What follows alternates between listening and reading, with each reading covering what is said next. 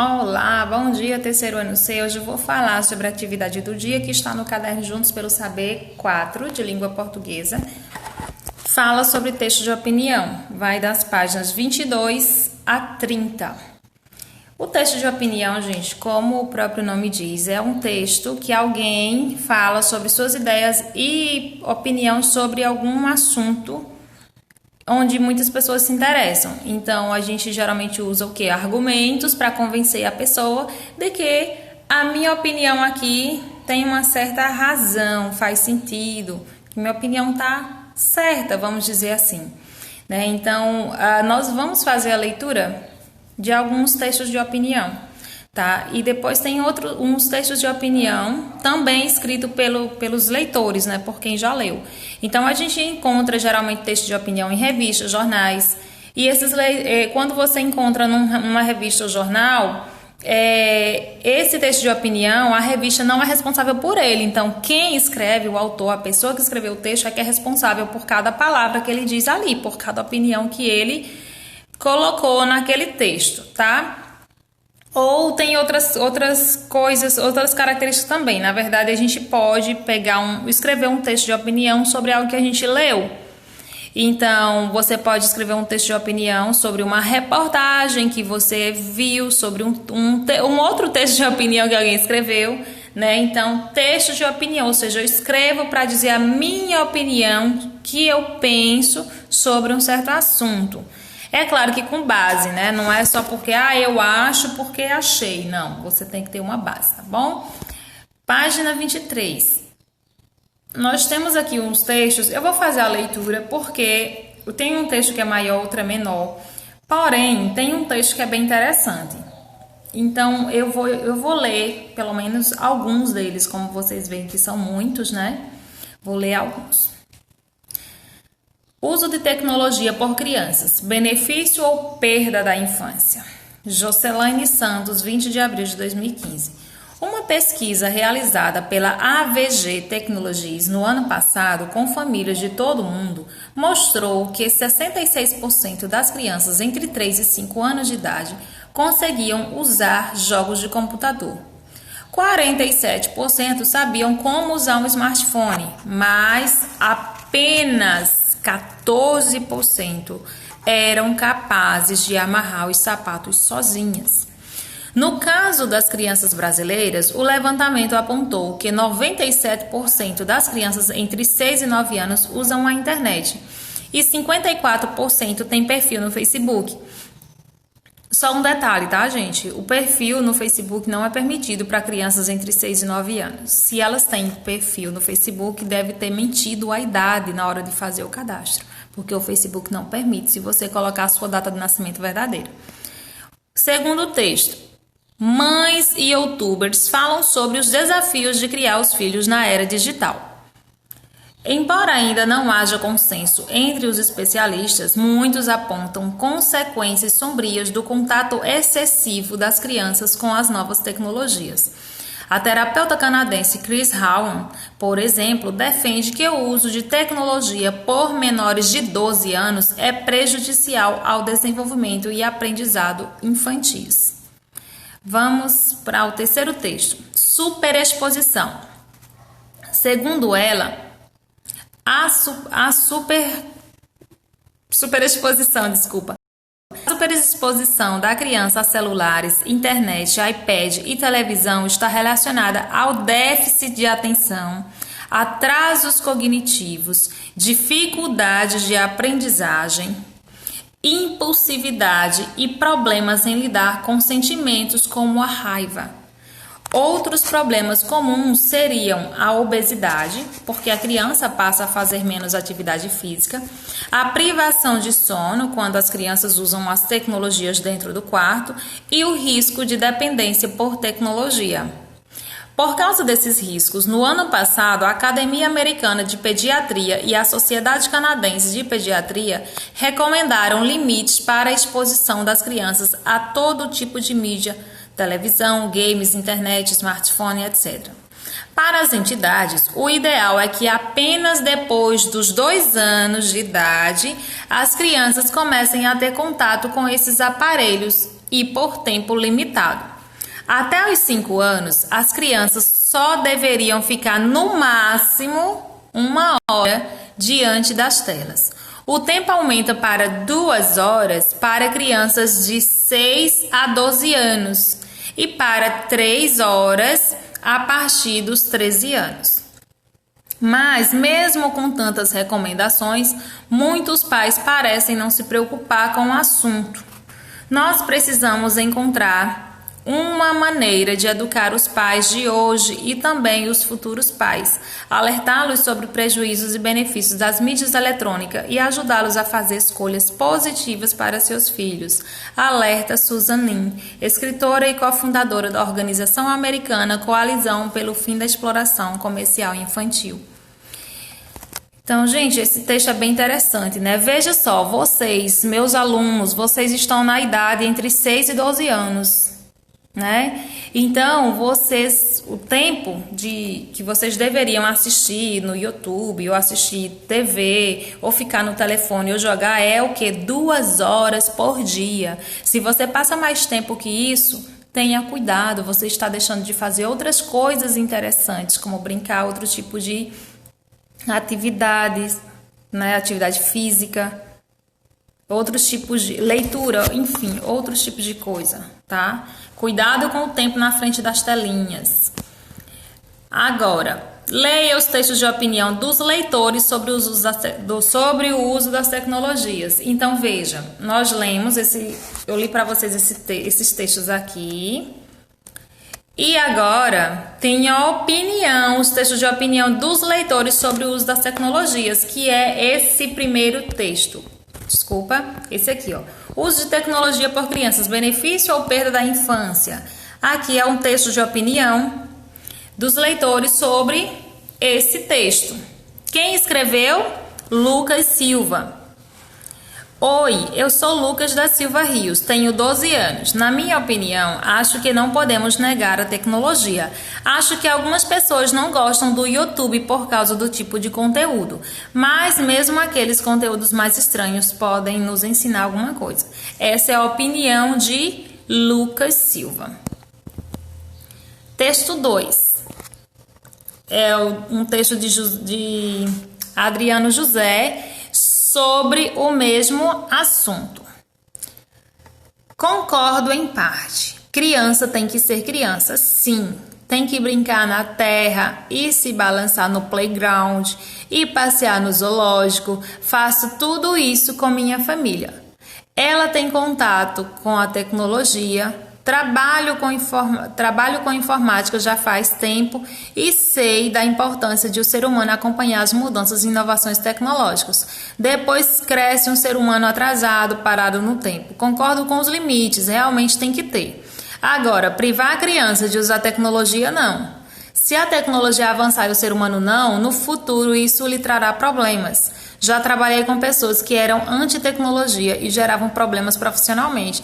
Tem que aprender cedo, porque depois, ao passar do tempo, fica mais difícil.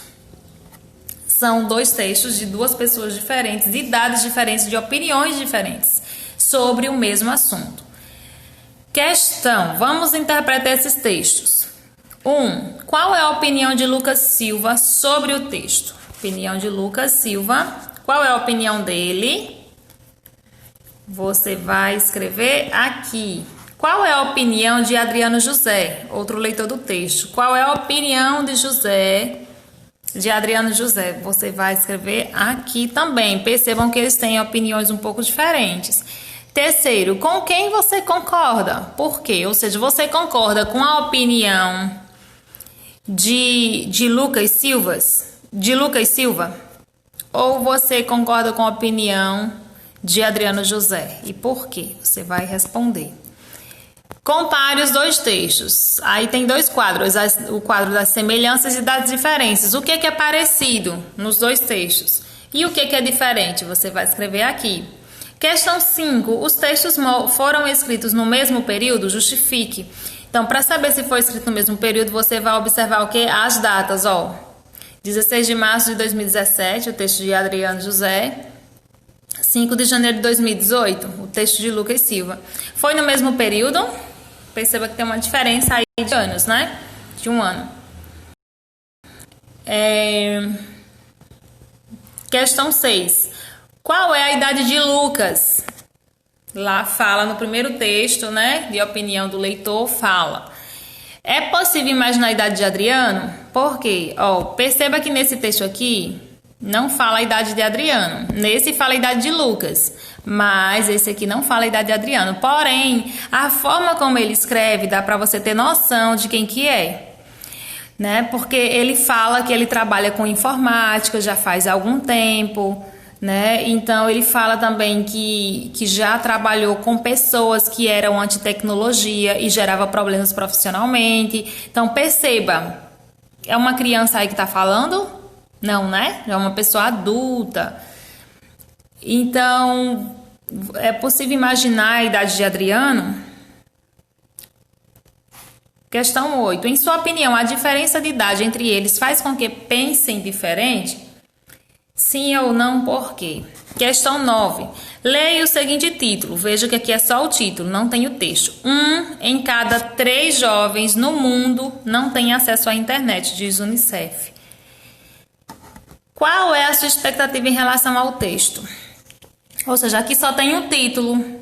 Só tem o título dizendo que 1 em cada 3 jovens no mundo não tem acesso à internet. Isso é um dado da Unicef. E então você imagina que o texto fala sobre o quê? Você vai escrever, tá? Só tem o título. Você imagina o que seria o texto. Aí na página 27 nós temos aqui algumas análises, né, dos sinais de pontuação. Que os sinais de pontuação eles são muito importantes, né, na língua escrita. Tanto no texto, tanto para interpretar. Enfim, e aí a gente tem a entonação. Perceba que quando eu leio eu faço algumas pausas, eu não leio assim, por exemplo, vou só treinar aqui. Ao ler vários textos, Letícia percebeu que entre as palavras, além do espaço, apareciam algumas vezes os sinais gráficos chamados sinais de pontuação. Se eu estou lendo sem entonação nenhuma. Agora, se eu for respeitar as vírgulas, perceba. Ao ler vários textos, Letícia percebeu que entre as palavras, além do espaço, apareciam algumas vezes uns sinais gráficos chamados de sinais de pontuação. Olha que diferença, né? Eu fui lendo respeitando cada vírgula, tá? Então, ou seja, os sinais de pontuação servem para isso. Aí nós temos alguns sinais de pontuação aqui.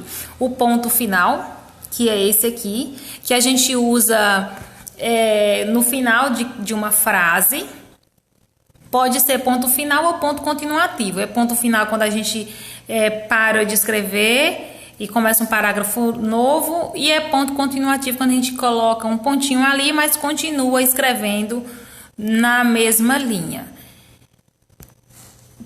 2 pontos, tem esse aqui, ó, que tem a finalidade de iniciar a fala de personagens, por exemplo. Ela gritou, 2 pontos, vai embora. Tem outros sentidos também, tá, gente? De enumerar também, por exemplo. E outros mais. 3, ponto de exclamação, que é esse aqui que a gente já viu. Que eles podem indicar, no caso, uma ordem. Pode indicar emotividade, enfim. Ou interjeição também. Então, aqui tem alguns exemplos. Fuja, corra, estude. Após interjeição, ufa, uau. Então, indica, né, expressão. E questão C, após palavras e frases que apresentem emotividade. Que pena ou que legal. Então, aparece aí o sinal de exclamação. Na página 28, nós temos mais os sinais, que é o de interrogação, que é utilizado para perguntas. Né? Então, as perguntas diretas, como por exemplo, você chegou? Ou às vezes pode ser junto com um ponto de exclamação para enfatizar o que você quer dizer. Não acredito. É sério? Então, é sério? É uma pergunta, mas é uma exclamação ao mesmo tempo. Então, a gente colocou, uma interrogação e uma exclamação. É como se a gente estivesse sem acreditar. É sério? 5, o travessão. que esse tracinho aqui maiorzinho que o hífen, né? Ele é utilizado quando a gente começa a fala de um personagem, sempre tem aquele travessão e depois a pessoa fala. Ou também ele muda, indica a mudança de interlocutor nos diálogos. Então, nós temos aqui o exemplo. Então, ela disse, gostaria de viajar antes de outubro. E nós temos aqui, filho, você já guardou os brinquedos? Sim, estão todos guardados. Então, aqui a gente tem a fala de uma pessoa e aqui nós temos a fala de 2 personagens. E a vírgula, que a gente usa em várias situações para marcar pausa, para separar os elementos. Por exemplo, se eu digo assim, fui no mercado, comprei feijão, arroz e carne. Então, entre feijão, vírgula, arroz e carne. Ou seja, eu separei o feijão aí do arroz com uma vírgula, tá? Enfim, isolar expressões explicativas. Faça um bolo de chocolate, ou melhor, de chocolate e morangos, né? Então, eu expliquei, eu coloquei aí ou melhor entre vírgulas para explicar que era chocolate e morangos e não só chocolate. Ou isolar o nome de lugar na indicação de datas. Então, São Paulo, 10 de dezembro de 2016. Se eu vou escrever Petrolina, hoje é 24. Petrolina, 24 de dezembro de 2020. Então, Petrolina, vírgula, 24 de dezembro de 2020, ponto. Enfim, agora que a gente já falou um pouquinho sobre os sinais de pontuação, vamos ver como que vocês vão ler o texto 1 e o texto 2. Não vou fazer a leitura porque já vai ficar muito tempo de vídeo. E vai responder em que texto aparece mais sinais de pontuação. Você vai ver nesse texto ou nesse aparece mais pontos. Você vai dizer se é texto 1 ou texto 2. Em sua opinião, por que isso aconteceu? Por que você acha que um tem mais pontos e outro tem menos pontos, tá? Aí aqui tem nessa taxa amarela, tá falando sobre o capítulo 1 que a gente estudou pronomes, lembra? Então agora a gente vai relembrar para responder as questões a seguir. Qual é o pronome que aparece no texto 1? Ele está no lugar de qual nome? Então, vamos ver. Aqui no texto 1, nós temos aqui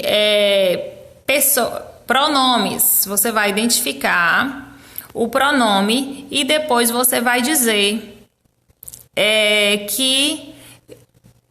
o que ele está substituindo, tá bom? Então, você vai observar e vai responder, tá certo? E vai observar um trecho do texto 2. Aliás, um segundo trecho. Faço tudo com minha filha, que é realmente o texto 2. Ela tem contato com a tecnologia. O pronome ela se refere a quem? Então, faço tudo isso com a minha filha. Ela tem contato com a tecnologia. Ela quem? Você vai responder aqui. Ou seja, isso é pronome, tá? Pronome ela. Questão 5. Releia o texto de Lucas Silva e coloque os sinais de pontuação que você já conhece e sabe usar. Então, nós temos o mesmo texto de Lucas Silva, só que percebam que ele não tem nenhum ponto, nenhum ponto, mas precisa ter. Então, você vai colocar os sinais de pontuação que você já conhece nesse texto aqui, tá? Coloque a vírgula, o ponto de final, ponto de exclamação se você achar que precisa, tá bom, meus amores? Um beijo e até o próximo vídeo.